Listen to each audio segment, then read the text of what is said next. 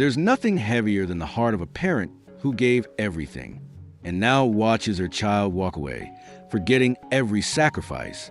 But sometimes life finds a way to remind us of what truly matters. This is one of those stories. In a small town lived a man named Ramesh, a quiet, hardworking father. He wasn't rich. He wasn't powerful. But he had a heart full of dreams for his only son, Amit. Every morning, Ramesh would leave home before sunrise, carrying his old toolbox. He worked as a mechanic, fixing other people's cars while his own bike coughed and sputtered. His hands were always covered in grease. His clothes always smelled of oil. But every night when he came home, he smiled, because when he saw Amit studying under that dim light bulb, he felt proud. He'd quietly think, "My son will never struggle like I did. He'll study. He'll rise. He'll have a better life." Amit was a bright child. He studied hard. And Ramesh worked even harder, skipping meals, taking extra shifts, borrowing money, just to pay for Amit's college in the city. The day Amit left for college, Ramesh held back tears. He packed homemade food, tucked a small envelope with money into Amit's bag, and whispered, "Beta, don't worry about us. Just study well. Make your life big." Amit hugged him lightly and said, "I will, Papa. Don't worry." Ramesh stood by the bus stop until the bus disappeared. And that day, he felt both proud and empty. Time moved fast. Years passed. Amit graduated with top grades and landed a good job in the city. At first, he called often, sharing his joy, his plans, his promotions. Ramesh and his wife would sit by the old landline, waiting for his call like children waiting for a festival. Every "hello, Papa" filled their small house with light. But soon, the calls became shorter, then less frequently. Then they stopped.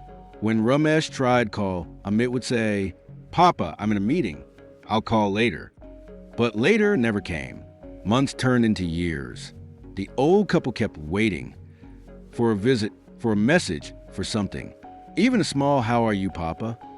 would have meant the world. One day, Ramesh's wife said softly, "Maybe he's doing well. Maybe he's too busy living his life." Ramesh smiled faintly. "Maybe, but I just want to see him once. Tell him I am proud." So one morning, he decided to go to the city. He wore his cleanest shirt, polished his old shoes, and carried a small tiffin of Amit's favorite food. The journey was long. He didn't know the city well. The buses confused him. The noise overwhelmed him. But somehow, he found the office where Amit worked. Ramesh waited outside, looking at the tall glass building. He felt nervous, almost shy, like a stranger about to meet someone important. When he asked the receptionist, she looked at him oddly and said, "Do you have an appointment with Mr. Amit Ramesh?" Ramesh smiled proudly. "I'm his father." After a few moments, Amit came down, well-dressed, confident, and surprised. "Papa, what are you doing here?" he asked, a little embarrassed. "I came to see you, Beta," Ramesh said softly. "I made your favorite aloo parathas. Thought you might have missed home." People around started noticing. Amit felt uncomfortable. "Papa, you shouldn't have come here like this.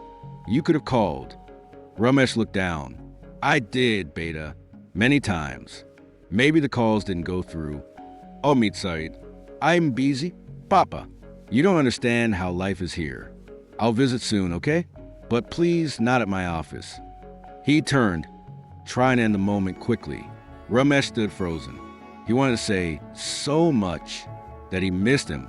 His mother asks about him every night. The house feels too quiet now, but he didn't say anything. He just smiled, placed a tiffin on the table, and said, "All right, Beta, I'll go now. Eat this while it's warm." Then he walked away, slowly without looking back. That night, Amit opened the tiffin. The food was still warm, and inside he found a small folded note. It said, "Take care of yourself, son.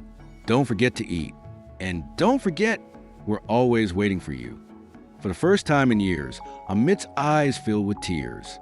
He could almost see his father's hands, cracked, rough, tired, making those parathas, hands that had built his future, but were now trembling with age. Days later, Amit took a train back home, unannounced. When he reached the small house, looked even smaller. The walls were faded, the roof leaked a little, but it was still filled with warmth. He opened the door and saw his father sleeping on a cot, his mother beside him. Amit quietly sat down, tears rolling down his face.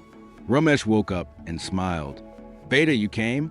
Amit hugged him tightly, unable to speak. "I'm sorry, Papa," he whispered.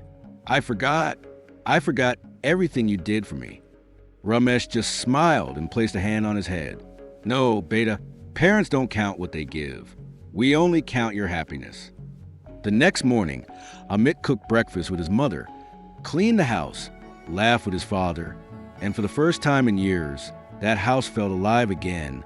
You see, parents don't need expensive gifts. They don't need luxury or money.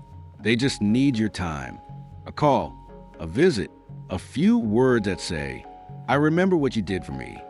Because one day when they're gone, you'll realize all those small sacrifices were the biggest gifts of your life.